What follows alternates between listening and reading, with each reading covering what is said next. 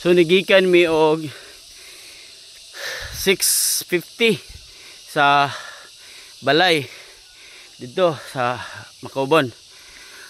So time check 7:37. So 47 minutes na among pagbaklay diri sa Barangay Makaubon to Barangay Kalubi. So wala pa mi kabot pero gamay na lang.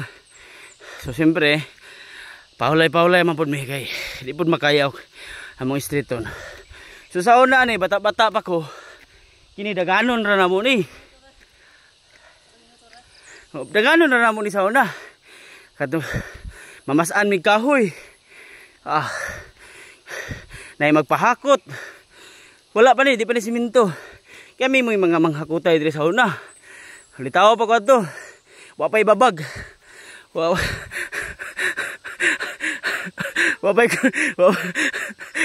Wapay konsumisyon.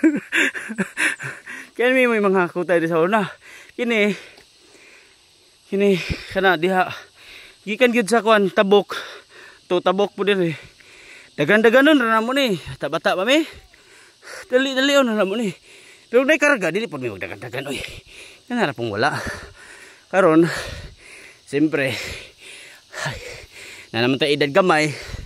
Haway-haway na po itong tuhod. So, hangos na kita. Hal-hal kita. Na, tuntian po kayo medyo nilobo po gamay. Pure biyag. Hangos kita. Pero at least, gwapo gyapon.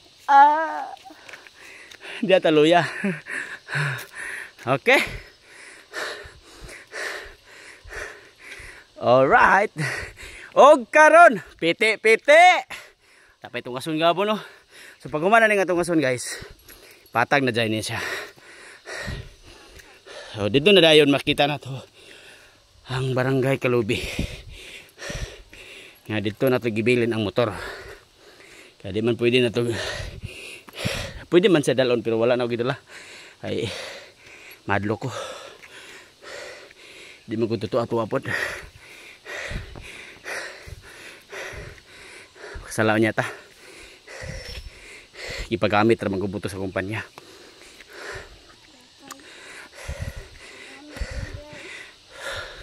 Kay kung ato wala magupiristro tong ato Kay na standby man gud to kay naguba. Wa man to ristro. Madakpan pud adto. Wala pa na ristro bago pa pong naayon ako. Siguro mga tuig po itong nag-standby. Kapin.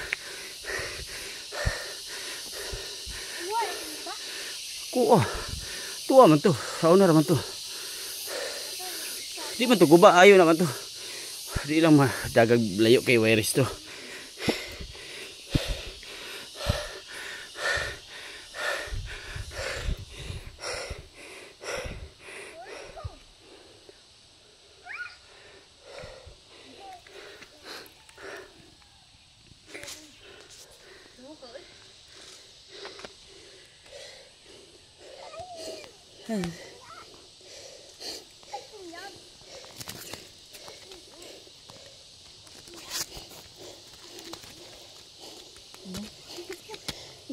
Laos na.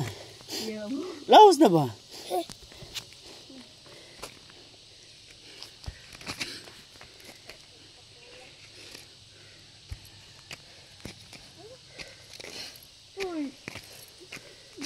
Ano nitabok pa man? Huy!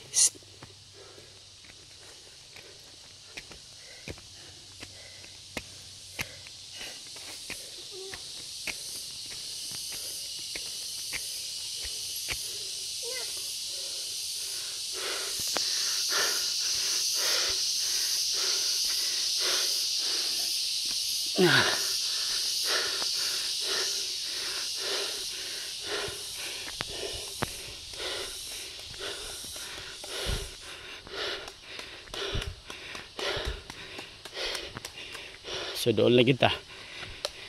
Doon lang kita sa Patag. Dili barangay Patag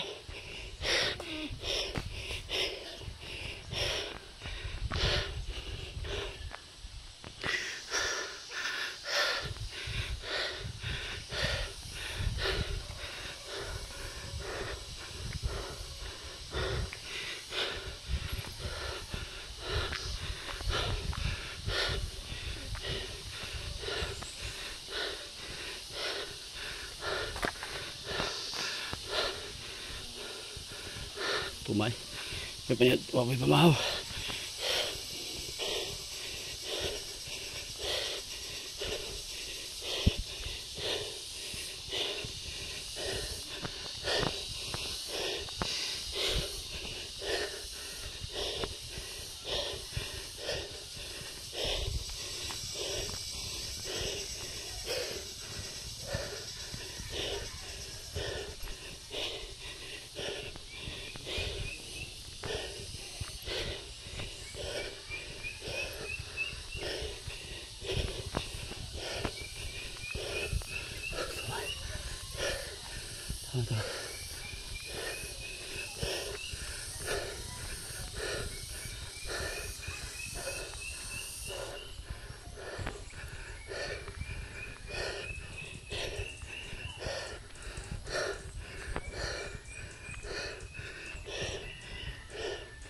Ay, tabunan dito.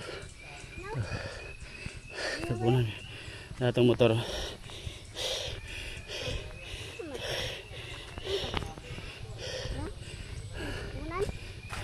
Tabunan.